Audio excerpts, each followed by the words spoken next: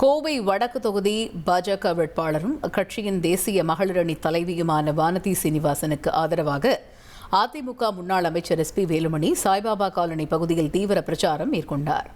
அப்போது பேசிய அவர், வானதி சீனிவாசன் வெற்றி பெற்றால் கோவைக்கு மெட்ரோ திட்டம் வர வாய்ப்புள்ளதாகவும், நகர வளர்ச்சி திட்டங்களில் அவர் முக்கிய பங்கு வகித்துள்ளார் என்றும், கோவை வடக்கையும் வளர்ச்சி தொகுதியாக மாற்றுவார் என்றும் உறுதியளித்தார். இங்கே வெற்றி வேட்பாளராக போட்டியிடக்கூடிய ஒரு எளிமையானவர், கூப்பிட்ட குரலுக்கு ஓடி வரக்கூடியவர்.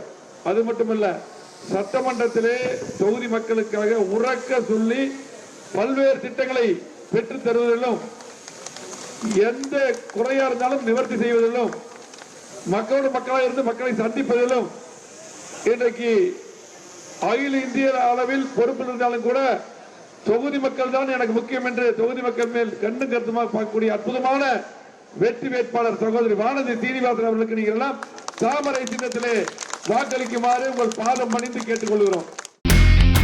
இனி செல்லும் இடமெல்லாம் செய்தி. தந்தை டிவியின் வாட்ஸ்அப் சேனலை ஃபாலோ பண்ணினா செல்ல இருக்கும் இடமெல்லாம் செய்தி. இதோ QR கோட், இப்பவே ஸ்கேன் பண்ணுங்க, ஃபாலோ பண்ணுங்க.